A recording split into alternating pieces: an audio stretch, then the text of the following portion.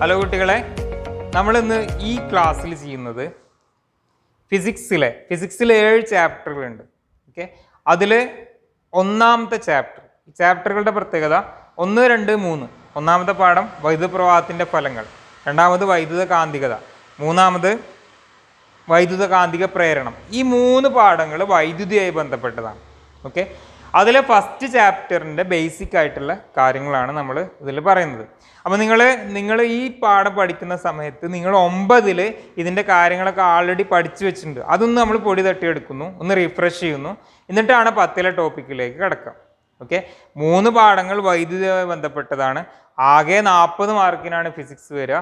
അതിൽ 15ൻ്റെയും 20ൻ്റെയും ഇടയിൽ അത്രയും കൂടുതൽ മാർക്ക് വരിക ഈ 3 പാഠങ്ങളിൽ നിന്നാണ്. ഓക്കെ, അപ്പോൾ എല്ലാതും ഏകദേശം കണക്റ്റഡ് ആണ്. ഒക്കെ മനസ്സിലാക്കിയിട്ടാണ് പഠിക്കേണ്ടത്. പഴയ സിസ്റ്റം ഒന്നുമല്ല, ക്വസ്റ്റ്യൻ ചോദിക്കുന്നു, കാണാപ്പാഠം പഠിക്കുന്നു, അങ്ങനെയല്ല. ഡെഫിനിഷൻസ് ഒക്കെ ഉണ്ടാവും, അതൊന്നും നിങ്ങൾ കാണാപ്പാഠം പഠിക്കേണ്ട ആവശ്യമില്ല, നിങ്ങളൊക്കെ മനസ്സിലാക്കി വെച്ചാൽ മതി. പിന്നെ പ്രോബ്ലംസ് ചെയ്യാനുണ്ടാവും, ഓക്കെ, ചെയ്ത് പഠിക്കാനുണ്ടാവും. ബൾബും ഇതൊക്കെ തന്നിട്ട് പവർ എത്ര, അങ്ങനത്തെ സംഭവങ്ങളൊക്കെ ഉണ്ടാവും, കുറേ കണക്കുകൾ ചെയ്യാനൊക്കെ ഉണ്ടാവും. അപ്പോൾ നമ്മൾ ആദ്യം എന്ത് ചെയ്യുന്നു, ആദ്യം ഇത് മനസ്സിലാക്കുക, പിന്നെ നമ്മൾ ഓരോ വീഡിയോകളായിട്ട് ഇതിൻ്റെ പ്രോബ്ലംസ് ഒക്കെ നമുക്ക് ചെയ്യാം. ഓക്കെ, അപ്പോൾ ഒന്നാമത്തെ പാഠത്തിൻ്റെ പേര് വൈദ്യുത പ്രവാഹത്തിൻ്റെ ഫലങ്ങൾ. ഫലം എന്ന് പറഞ്ഞാൽ എന്താ? വൈദ്യുതിയുടെ ഫലങ്ങൾ, വൈദ്യുതി കൊണ്ടുള്ള എഫക്റ്റുകൾ, ഉപയോഗങ്ങളാണ്, ആ ഒരു മീനിങ് ആണ് വരുന്നത്. അപ്പോൾ നമ്മൾ സ്വിച്ച് ഇടുന്നു, ഫാന് കറങ്ങും, അപ്പോൾ അവിടെ നടക്കുന്ന ഊർജ്ജമാറ്റം എന്താ? വൈദ്യുതോർജ്ജം, യാന്ത്രികോർജ്ജം. ഓക്കെ, ഒരു സ്വിച്ച് ഇടുന്ന ബൾബ് കത്തുന്നു, ബൾബിൽ നടക്കുന്ന ഊർജ്ജമാറ്റം എന്താ? വൈദ്യുതോർജ്ജം, പ്രകാശോർജ്ജം. ഒരു ഇസ്തിരി പെട്ടി വർക്കിപ്പിക്കുന്നു, അപ്പോൾ വൈദ്യുതോർജ്ജം എന്തായി മാറുന്നു? താപോർജ്ജമായി മാറുന്നു. അങ്ങനെ സ്പീക്കറുകൾ വർക്ക് ചെയ്യുന്നു, വൈദ്യുതോർജ്ജം ശബ്ദോർജ്ജമായി മാറുന്നു. ഓക്കെ, അപ്പോൾ ഈ വൈദ്യുതിയുടെ ഒരു പ്രത്യേകത, വൈദ്യുതിനെ വളരെ എളുപ്പത്തിൽ പല രൂപത്തിലേക്ക് മാറ്റാം. നേരെ തിരിച്ച് നിങ്ങളുടെ കയ്യിൽ കുറച്ച് ശബ്ദം കൊടുന്നു തന്നിട്ട് വൈദ്യുതി ഉണ്ടാക്കുക എന്ന് പറഞ്ഞാൽ കുറച്ച് ബുദ്ധിമുട്ടാണ്. ഓക്കെ, പക്ഷെ നേരെ തിരിച്ചുള്ള കാര്യം നമുക്ക് ഈസി ആയിട്ട് ചെയ്യാം. നേരെ വന്ന് കുറച്ച് കറണ്ട് വന്നിട്ട് ബൾബ് എത്തിക്കാൻ പറഞ്ഞാൽ ചെയ്യാം, കുറച്ച് ലൈറ്റ് വന്നിട്ട് ബൾബ് എത്തിക്കാൻ പറഞ്ഞാൽ ബുദ്ധിമുട്ടാണ്. അപ്പോൾ നമ്മൾ ഈ ജീവിതത്തിൽ ഏറ്റവും കൂടുതൽ ഉപയോഗിക്കുന്ന ഒരു ഊർജ്ജ രൂപമാണ് വൈദ്യുതി. അതിനുള്ള കാരണം വൈദ്യുതിയെ വളരെ എളുപ്പത്തിൽ ഒരു രൂപത്തിൽ നിന്ന് മറ്റൊരു രൂപത്തിലേക്ക് മാറ്റാം. വൈദ്യുതിനെ എന്ത് ചെയ്യാം? വളരെ എളുപ്പത്തിൽ ഒരു രൂപത്തിൽ നിന്ന് മറ്റൊരു രൂപത്തിലേക്ക് മാറ്റാം. അപ്പോൾ നമ്മൾ ഇതിൽ തന്നെ വൈദ്യുതിനെ പ്രകാശമാക്കും. അപ്പോൾ നമ്മൾ അവിടെ പറയും പ്രകാശഫലം. ഓക്കെ, വൈദ്യുതി ഉപയോഗിച്ച് താപം ഉണ്ടാക്കും. അപ്പോൾ നമ്മൾ അവിടെ പറയും, ആ ഹെഡിങ് ആയിരിക്കും എന്ത് വരിക? താപഫലം. അങ്ങനെ കുറച്ച് ഫലങ്ങളാണ് ഈ പാഠത്തിൽ. നിങ്ങൾ താപഫലവും പ്രകാശഫലമാണ് പഠിക്കേണ്ടത്. വൈദ്യുതി ഉപയോഗിച്ച് എങ്ങനെ ചൂടുണ്ടാക്കാം, താപം ഉണ്ടാക്കാം, വൈദ്യുതി ഉപയോഗിച്ചിട്ട് എങ്ങനെ പ്രകാശം ഉണ്ടാക്കാം, അങ്ങനെ 2 സെക്ഷനാണ് ഈ ചാപ്റ്ററിലുള്ളത്. വിവിധ ഉപകരണങ്ങളിൽ വൈദ്യുത പ്രവാഹമുണ്ടാക്കുന്ന ഫലങ്ങൾ എന്തെല്ലാമാണെന്ന് നോക്കൂ.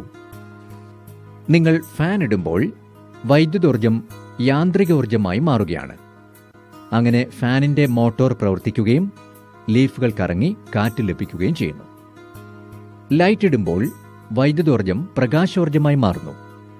അല്പം താപോർജ്ജവും ഉണ്ടാകുന്നുണ്ട്. മൊബൈൽ ഫോൺ ചാർജ് ചെയ്യാൻ ഘടിപ്പിക്കുമ്പോഴോ? ഇവിടെ വൈദ്യുതോർജ്ജം രാസോർജ്ജമായി ബാറ്ററിയിൽ ശേഖരിക്കപ്പെടും. പിന്നീട് ഈ രാസോർജ്ജം തിരികെ വൈദ്യുതോർജ്ജമായി ഫോണിനെ ദീർഘനേരം പ്രവർത്തിപ്പിക്കും. മിക്സിയിലും ഗ്രൈൻഡറിലും മറ്റും വൈദ്യുതോർജ്ജം യാന്ത്രികോർജ്ജമായി മാറി പ്രവൃത്തി ചെയ്യുന്നു. മൈക്രോവേവ് അവനിലും ഇൻഡക്ഷൻ കുക്കറിലും വൈദ്യുതോർജ്ജം പ്രത്യേക വിധങ്ങളിൽ താപോർജ്ജമായി മാറ്റപ്പെടുകയാണ് ചെയ്യുന്നത്. വീടുകളിൽ മാത്രമല്ല, വ്യവസായശാലകളിലും കടകളിലും പെട്രോൾ പമ്പിലും എന്നുവേണ്ട നമുക്ക് ചുറ്റും എല്ലായിടങ്ങളിലും വൈദ്യുതിയുടെ വിവിധ ഫലങ്ങൾ പ്രയോജനപ്പെടുത്തിയാണ് പ്രവർത്തനങ്ങൾ. അപ്പോൾ നമ്മൾ ഇതിൻ്റെ ഇൻട്രൊഡക്ഷനിലേക്ക് വരാം. ആദ്യം ഈ ഒരു വാക്ക് വൈദ്യുതി എന്തായിരിക്കും? വൈദ്യുതി എന്ന് പറഞ്ഞാൽ ഓക്കെ, മുമ്പ് കേട്ട് പരിചയമുള്ള വാക്കാണ്. നിങ്ങളെ വീട്ടുകാർ സാധാരണ ഉപയോഗിക്കുന്ന വാക്കാണ് വൈദ്യുതി, കറണ്ട്, വോൾട്ടേജ്, പവർ. ഓക്കെ, ഇങ്ങനത്തെ വാക്കുകളൊക്കെ നമ്മൾ സാധാരണ കേൾക്കുന്ന വാക്കാണ്. അപ്പോൾ ആദ്യം ഈ വാക്കിലേക്ക് വരാം. എന്താണ് വൈദ്യുതി? എന്താണ് വൈദ്യുതി? ഇപ്പോൾ ഒരു സ്വിച്ച് ഉണ്ട് ഇവിടെ. ഓക്കെ, ഇവിടെ ഒരു ബൾബ് ഉണ്ട്. ഈ സ്വിച്ചിൽ നിന്ന് ഇവിടുന്ന് കറണ്ടൊക്കെ ഇങ്ങനെ വരുന്നുണ്ട് വിചാരിച്ചോ. വൈദ്യുതി വരിക, കറണ്ട് വരിക എന്നൊക്കെ പറയാം.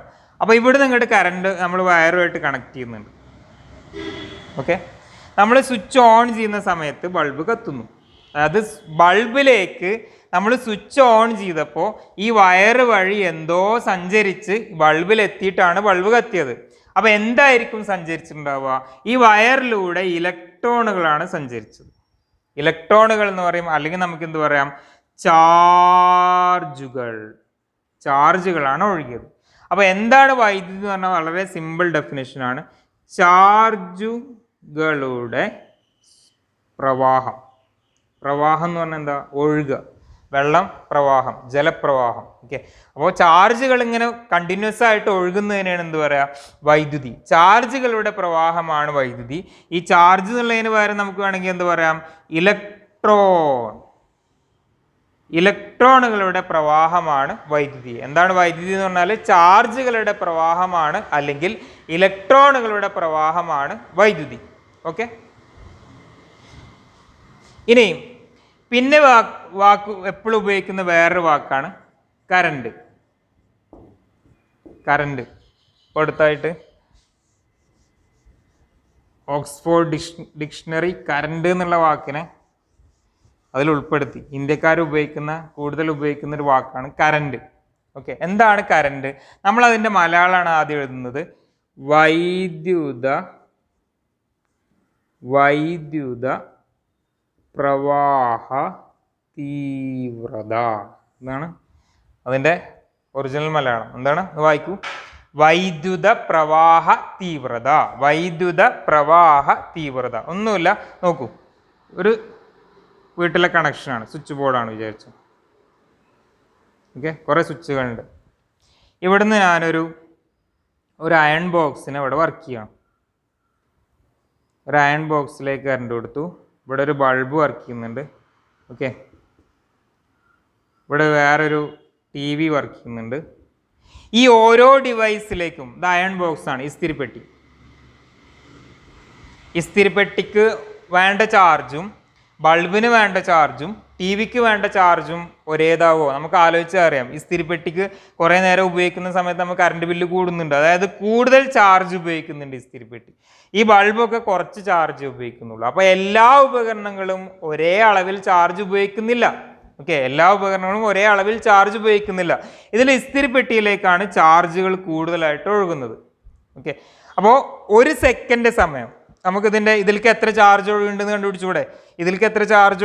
കണ്ടുപിടിച്ചൂടെ? ഒരു സെക്കൻഡ് സമയം ഒഴുകുന്ന ചാർജിന്റെ അളവിനെ നമുക്ക് എന്ത് പറയാം? വൈദ്യുത പ്രവാഹ തീവ്രത. യൂണിറ്റ് സമയത്ത് പ്രവഹിക്കുന്ന ചാർജിന്റെ അളവ്. ഒരു സെക്കൻഡുകളിനെ എന്ത് പറയാം? യൂണിറ്റ് സമയത്ത് പ്രവഹിക്കുന്ന ചാർജിന്റെ അളവ്. ഒരു സെക്കൻഡ് സമയത്ത് പ്രവഹിക്കുന്ന ചാർജിന്റെ അളവ്, അല്ലെങ്കിൽ യൂണിറ്റ് സമയത്ത് പ്രവഹിക്കുന്ന ചാർജിന്റെ അളവിനാണ് എന്ത് പറയുക? വൈദ്യുത പ്രവാഹ തീവ്രത. ഇതിനെ I എന്നുള്ള അക്ഷരം കൊണ്ടാണ് സൂചിപ്പിക്കുക. I. ഓക്കെ, ചാർജ് എന്നുള്ളതിനെ നമ്മൾ Q എന്നാണ് സൂചിപ്പിക്കുക. Charge Q. ഇനി സമയം എന്നുള്ളതിനെ നിങ്ങൾക്കറിയാം ടൈം എന്നുള്ളത് T എന്നാണ് സൂചിപ്പിക്കുക. അപ്പോൾ കറണ്ട് കാണാനുള്ള ഇക്വേഷൻ എന്താ? വൈദ്യുത പ്രവാഹ തീവ്രതയാണ് കറണ്ട് എന്ന് പറഞ്ഞാൽ. കറണ്ട് കാണാനുള്ള ഇക്വേഷൻ എന്താ? I = Q/T. നമ്മളെ ചാപ്റ്ററിലെ first equation I = Q/T. I എന്ന് പറഞ്ഞാൽ വൈദ്യുത പ്രവാഹ തീവ്രത, Q എന്ന് പറഞ്ഞാൽ ചാർജ്, T എന്ന് പറഞ്ഞാൽ സമയം. Okay, I = Q/T. അപ്പോൾ Q ആണെങ്കിൽ നിങ്ങൾക്ക് എന്ത് എഴുതാം? ചാർജ് ആണ് കാണുന്നതെങ്കിൽ എന്ത് എഴുതാം? I × T. ഇനി ഇതിൻ്റെയൊക്കെ യൂണിറ്റിലേക്ക് വരാം. ഓരോ ഫിസിക്സിലെ ഓരോ സംഭവങ്ങൾ നിങ്ങൾ പഠിക്കുന്ന സമയത്തും അതിൻ്റെ യൂണിറ്റ് മനസ്സിലാക്കും. ഇതിൻ്റെ യൂണിറ്റ് എന്താ വരിക? നോക്കൂ, ചാർജ്. ഇത് മുകളിൽ ചാർജ് അല്ലേ? ചാർജിൻ്റെ യൂണിറ്റാണ് കൂളോം. ചെറിയ ക്ലാസ്സിൽ പഠിക്കുന്നതാണ് കൂളോം. ചാർജിൻ്റെ unit coulomb. സമയത്തിൻ്റെ യൂണിറ്റാണ് സെക്കൻഡ്. അപ്പോൾ കറണ്ടിൻ്റെ യൂണിറ്റ് എന്ത് വരും? നമുക്ക് ചുരുക്കി എഴുതാം, കൂളോം പെർ സെക്കൻഡ്. കറണ്ടിൻ്റെ യൂണിറ്റാണ് എന്ത് വരിക? Coulomb per second. ഇങ്ങനെയൊക്കെ പറയാൻ ബുദ്ധിമുട്ടായതുകൊണ്ട് നമ്മൾ ഒരു ശാസ്ത്രജ്ഞൻ്റെ പേര് കൊടുക്കും. Okay, ampere.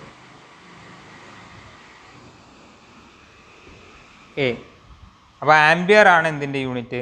വൈദ്യുത പ്രവാഹ തീവ്രതയുടെ യൂണിറ്റാണ് കൂളോം പെർ സെക്കൻഡ് അഥവാ ആംബിയർ. ഓക്കെ. ഇനി നമ്മളൊരു സർക്യൂട്ടിൽ കറണ്ട് അളക്കണം, നമുക്ക് എത്ര കറണ്ടാണ് അതിലൂടെ പാസ് ചെയ്യണമെന്ന് അറിയണം. ഒരു ബൾബ് വെച്ചിട്ട് ആ ബൾബിലൂടെ എത്ര കറണ്ട് പാസ് ചെയ്യുന്നു എന്ന് അറിയണമെങ്കിൽ നമുക്ക് അതിനൊരു ഉപകരണമുണ്ട്. ഓക്കെ, ഉപകരണത്തിൻ്റെ പേരാണ് അമീറ്റർ. അമീറ്റർ. ഇപ്പോഴത്തെ സമയത്ത് നമ്മൾ സെപ്പറേറ്റർ അമീറ്റർ ഉപയോഗിക്കുന്നതിന് പകരം മൾട്ടിമീറ്റർ ഉപയോഗിക്കും. ഒരു മഞ്ഞ കളറിലൊരു ഡിവൈസാണ്, അതിൻ്റെ ഫോട്ടോ ഞാൻ കാണിക്കാം. അപ്പോൾ അതിൽ മൾട്ടിമീറ്ററിൽ അമീറ്റർ ഉണ്ട്, വോൾട്ട് മീറ്റർ ഉണ്ട്, വേറെ കപ്പാസിറ്റൻസ് കാണാനുള്ള പല കാര്യങ്ങളും ഒപ്പം കണ്ടുപിടിക്കാനുള്ള മൾട്ടിമീറ്ററാണ് ഇപ്പോൾ നമ്മൾ ഉപയോഗിക്കുക. അല്ലെങ്കിൽ അമീറ്റർ ആയിട്ട് തന്നെ സെപ്പറേറ്റ് ആയിട്ട് കാണാം.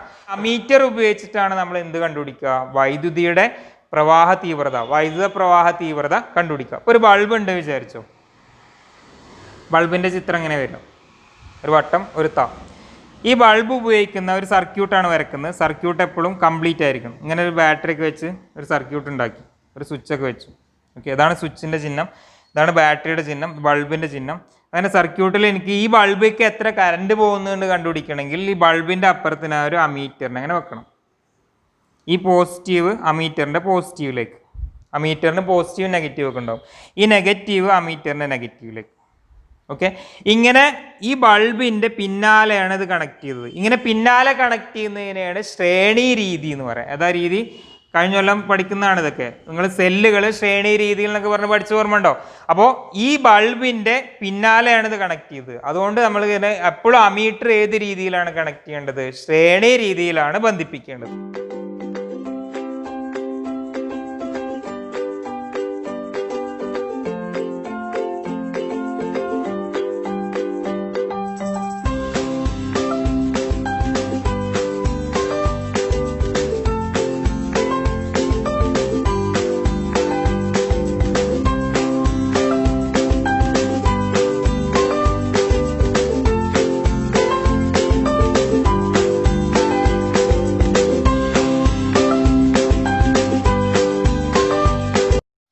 ഇനി നമ്മൾ ഈ വൈദ്യുതിയുമായി ബന്ധപ്പെട്ട് ഏറ്റവും കൂടുതൽ വേറെ ഉപയോഗിക്കുന്ന ഒരു വാക്കാണ് വോൾട്ടേജ്.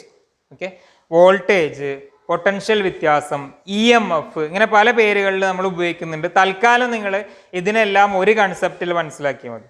ഒരു ബൾബ്, ഓക്കെ, ഇതിലേക്ക് ഞാൻ വയർ കൊടുക്കുകയാണ്. ഒരു വയർ മാത്രമാണ്, ഒരു ബാറ്ററിയുടെ ഒരു വയർ മാത്രമാണ് കൊടുക്കുന്നത്. അങ്ങനെയാണെങ്കിൽ ഈ ബൾബ് വർക്ക് ചെയ്യില്ല. ഈ ബൾബ് വർക്ക് ചെയ്യണമെങ്കിൽ 2 വയറുകൾ വേണം. 2 വയറുകൾ കണക്റ്റ് ആവണം. നിങ്ങളുടെ വീട്ടിലെ ഏത് ഉപകരണങ്ങളും എടുത്ത് നോക്കൂ, അത് പ്രവർത്തിക്കണമെങ്കിൽ അതിലേക്ക് 2 വയറുകൾ ഉണ്ടാവും. ചിലപ്പോൾ ഒരു ചുവപ്പ് വയറാവാം, ചിലപ്പോൾ ഒരു കറുപ്പ് വയറാവാം, കളറൊക്കെ ചിലപ്പോൾ വ്യത്യാസം ഉണ്ടാവും. എങ്ങനെയാണെങ്കിലും ഒരു ഉപകരണം പ്രവർത്തിപ്പിക്കാൻ അതിലേക്ക് 2 വയറുകൾ ആവശ്യമുണ്ടാവും. അപ്പോൾ എന്തുകൊണ്ടാണ് ഈ 2 വയറുകളുടെ ആവശ്യം? അത് നമ്മൾ മനസ്സിലാക്കണം. വേറൊരു എക്സാമ്പിൾ നോക്കൂ, ഈ കറണ്ടുമായി ബന്ധപ്പെടാത്ത വേറൊരു എക്സാമ്പിൾ. ഒരു പാത്രത്തിൽ നമ്മൾ വെള്ളം എടുത്തു, ഒരു ബീക്കറിൽ അല്ലെങ്കിൽ ഒരു ടാങ്കിൽ വെള്ളം നിറച്ചു. അതേ വലുപ്പമുള്ള അല്ലെങ്കിൽ അതേ ഉയരത്തിൽ വേറൊരു ടാങ്കിൽ അതേ അളവിൽ വെള്ളം നിറച്ചു. ഓക്കെ, എന്നിട്ട് നമ്മൾ ഇതിൽ ഒരു പൈപ്പ് ഇതിലേക്ക് കണക്ട് ചെയ്യണം. അപ്പോൾ ഒരിക്കലും ഈ പൈപ്പിലൂടെ വെള്ളം ഒഴുകൂല. അതിന് പകരം ഇതിൽ വെള്ളം കുറച്ച് കുറവാണ് വിചാരിച്ചു, ഇതിൽ അടിയിൽ മാത്രമേ വെള്ളമുള്ളൂ. അങ്ങനെയാണെങ്കിൽ എന്ത് ചെയ്യും? ഈ കൂടിയതിൽ നിന്ന് കുറഞ്ഞതിലേക്ക് വെള്ളം ഒഴുകും. അപ്പോൾ വെള്ളത്തിൻ്റെ പ്രത്യേകത എന്താ? വെള്ളം കൂടിയ ഭാഗത്ത് നിന്ന് കുറഞ്ഞ ഭാഗത്തേക്ക്, അല്ലെങ്കിൽ ഉയരം കൂടിയ ഭാഗത്ത് നിന്ന് ഉയരം കുറഞ്ഞ ഭാഗത്തേക്ക്. ഓക്കെ, ഇനി അതുപോലെ കാറ്റ് വീശുന്നത് നിങ്ങൾക്ക് എങ്ങനെ അറിയാം? കാറ്റ് വീശുന്നത് മർദ്ദം കൂടിയ ഭാഗത്ത് നിന്ന് മർദ്ദം കുറഞ്ഞ ഭാഗത്തേക്ക്. ഓക്കെ, നിങ്ങൾ ചൂടുള്ള ഒരു പാത്രത്തിൽ പോയി കൈ തൊട്ടു, അപ്പോൾ നിങ്ങളെ കൈ ചൂടാവും. അതിൻ്റെ അർത്ഥം എന്താ? ആ പാത്രത്തിൽ നിന്ന് ചൂട് നിങ്ങളെ കയ്യിലേക്ക് ഒഴുകി. അതായത് താപം ഒഴുകുന്നത്, താപം ചൂട് കൂടിയ ഭാഗത്ത് നിന്ന് ചൂട് കുറഞ്ഞ ഭാഗത്തേക്ക്. വെള്ളം ഒഴുകുന്നത് എങ്ങനെ? ഉയരം കൂടിയ ഭാഗത്ത് നിന്ന് ഉയരം കുറഞ്ഞ ഭാഗത്തേക്ക്. കാറ്റ് വീശുന്നത് എങ്ങനെ? മർദ്ദം കൂടിയ ഭാഗത്ത് നിന്ന് മർദ്ദം കുറഞ്ഞ ഭാഗത്തേക്ക്. ചൂട്, താപം ഒഴുകുന്നത് എങ്ങനെ? ചൂട് കൂടിയ ഭാഗത്ത് നിന്ന് ചൂട് കുറഞ്ഞ ഭാഗത്തേക്ക്. അതേപോലെ ഈ പൊട്ടൻഷ്യൽ വ്യത്യാസം എന്നുള്ള കൺസെപ്റ്റിലേക്ക് നമ്മൾ വരികയാണ്. ചാർജ് കൂടിയ ഭാഗത്ത് നിന്ന് ചാർജ് കുറഞ്ഞ ഭാഗത്തേക്ക്. ഇപ്പോൾ ഇത് വർക്ക് ചെയ്യണമെങ്കിൽ ഇവിടെ ഈ സെല്ല് കൊടുക്കണം. ഈ ബൾബ് വെറുതെ വയർ കൊടുത്താൽ വർക്ക് ചെയ്യില്ല.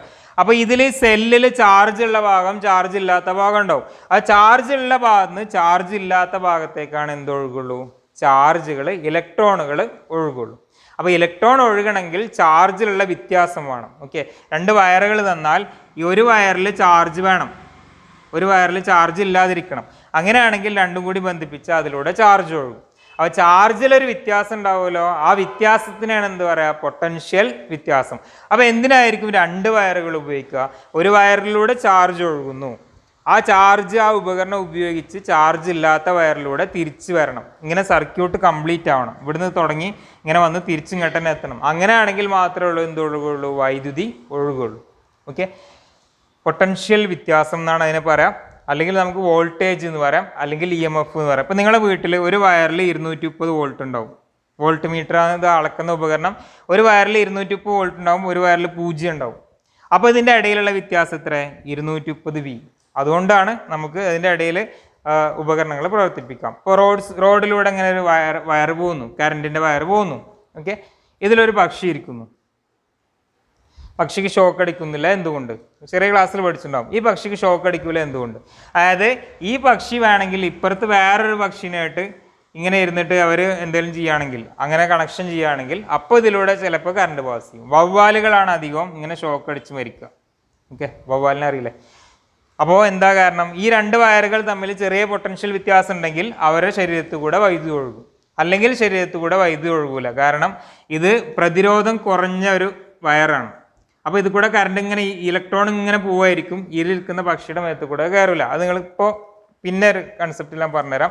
തൽക്കാലം കൂടെ പോകുന്ന കറണ്ട് കമ്പികളിൽ ഇരിക്കുന്ന പക്ഷികൾക്ക് ഷോക്ക് അടിക്കുന്നില്ല എന്തുകൊണ്ട് ചോദിച്ചാൽ അതിൻ്റെ റീസൺ അതിലെന്തില്ല, പൊട്ടൻഷ്യൽ വ്യത്യാസം ഇല്ല. അപ്പോൾ നിങ്ങളൊരു ടെസ്റ്റർ വർക്ക് ചെയ്യിപ്പിക്കും. ആ ടെസ്റ്ററിൻ്റെ ബാക്കിൽ ഇങ്ങനെ തൊട്ടിട്ട്, ഇപ്പോൾ ഇതൊരു 3 പിന്നാണെങ്കിൽ ഇങ്ങനെ ഒരു പിന്നാണ് വിചാരിച്ചു, നിങ്ങളുടെ വീട്ടിൽ കറണ്ട് ഉണ്ടോ ചെക്ക് ചെയ്യണ സംവിധാനം.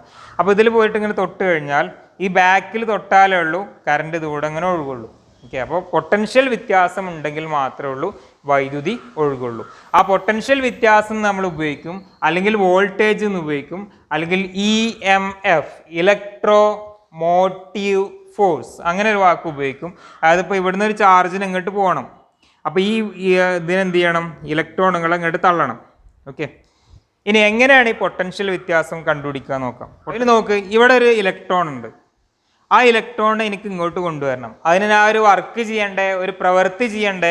ആ പ്രവൃത്തിനെ ഞാൻ ഇവിടെ എഴുതി, പ്രവൃത്തി ബൈ ചാർജ്. പ്രവൃത്തിനെ ചാർജ് കൊണ്ട് ഹരിച്ചാൽ എന്ത് കിട്ടും, പൊട്ടൻഷ്യൽ വ്യത്യാസം കിട്ടും. പ്രവൃത്തിനെ ചാർജ് കൊണ്ട് ഹരിച്ചാൽ എന്ത് കിട്ടും, പൊട്ടൻഷ്യൽ വ്യത്യാസം കണ്ടുപിടിക്കാനുള്ള ഇക്വേഷനാണ്. പ്രവൃത്തിൻ്റെ യൂണിറ്റ് എന്താ, ജൂൾ. ഓക്കെ, ചാർജിൻ്റെ യൂണിറ്റ് നമ്മൾ നേരത്തെ പറഞ്ഞു, കൂളോം. ആ പൊട്ടൻഷ്യൽ വ്യത്യാസത്തിൻ്റെ യൂണിറ്റ് വരിക joule per coulomb, joule per coulomb. ഇതിനെയാണ് നമ്മൾ എന്ത് പറയുക, വോൾട്ട് എന്ന് പറയുക. V എന്നാണ് സൂചിപ്പിക്കുക. ഓക്കെ, ഒരാളെ പേരായതുകൊണ്ട് വലിയ അക്ഷരം V. ഓക്കെ, അപ്പോൾ എന്താണ് പൊട്ടൻഷ്യൽ വ്യത്യാസം എന്ന് പറഞ്ഞാൽ, ഒരു വയറിൻ്റെ രണ്ട് സൈഡിലുള്ള ചാർജുകൾ തമ്മിലുള്ള വ്യത്യാസത്തിനാണ് എന്താ പറയുക, പൊട്ടൻഷ്യൽ വ്യത്യാസം. പൊട്ടൻഷ്യൽ വ്യത്യാസം കൊടുക്കാനാണ് സെല്ലുകൾ അതുപോലെ ജനറേറ്ററൊക്കെ ഉപയോഗിക്കുക. പൊട്ടൻഷ്യൽ വ്യത്യാസം കണ്ടുപിടിക്കുന്നതിനുള്ള യൂണിറ്റാണ്, അതെങ്ങനെ കണ്ടുപിടിക്കുക, പ്രവൃത്തി ബൈ ചാർജ്. അങ്ങനെ കണ്ടുപിടിക്കാം. അതിൻ്റെ യൂണിറ്റ് വരുന്നതാണ് ജൂൾ പെർ കൂളോം.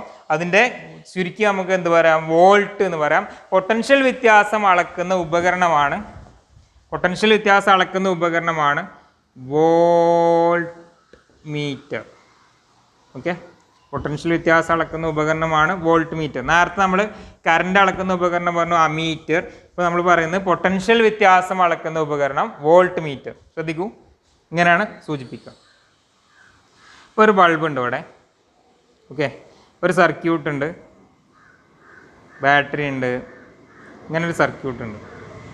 അപ്പോൾ ഈ ബൾബിന് എത്ര വോൾട്ടേജ് കിട്ടുന്നുണ്ടോ എന്ന് എനിക്കറിയണം. അപ്പോൾ എനിക്ക് എന്ത് ചെയ്താൽ മതി, ഇവിടെ ഒരു വോൾട്ട് മീറ്റർ ഇങ്ങനെ ബന്ധിപ്പിക്കുക.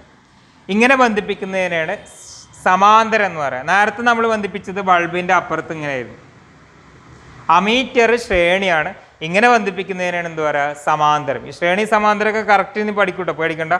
അപ്പോൾ ബൾബിന് സമാന്തരമായിട്ടാണ് എന്ത് ഘടിപ്പിക്കേണ്ടത്, വോൾട്ട് മീറ്റർ ഘടിപ്പിക്കേണ്ടത്. ഓക്കെ.